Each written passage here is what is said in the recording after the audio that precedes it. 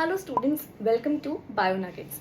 सो आज हम पढ़ेंगे एक बहुत ही इम्पॉर्टेंट मॉडल के बारे में जिसको बोलते हैं fluid mosaic model of plasma membrane. Now ये सबसे ज़्यादा एक्सेप्टेड और वाइडली नोन मॉडल है प्लाज्मा मेम्ब्रेन का।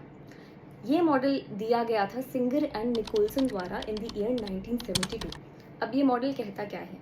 ये मॉडल कहता है कि हमारा जो प्लाज्मा मेम्ब्रेन है वो फॉस्फोलिपिड बायलेयर का बना है, यानी कि दो लेयर्स ऑफ फॉस्फोलिपिड प्रेजेंट है, एक ऊपर और एक नीचे।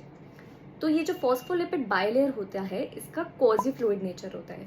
क्वाजी फ्लूइड यानी कि सेमी फ्लूइड, ना कंप्लीटली लिक्विड है ना कंप्लीटली सॉलिड है, ओके, इन बिटवीन है। और इसमें बीच बीच में एम्बेडेड होते हैं proteins in the form of mosaic.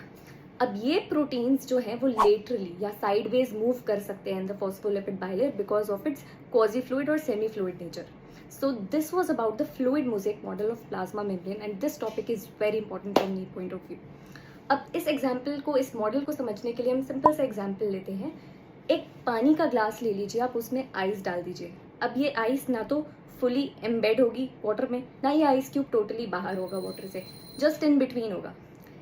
इसी तरीके से प्रोटीन्स भी फॉस्फोलिपिड बायलेयर में एम्बेडेड होते हैं, उनको हम icebergs floating in the ocean of the phospholipid bilayer भी कह सकते हैं।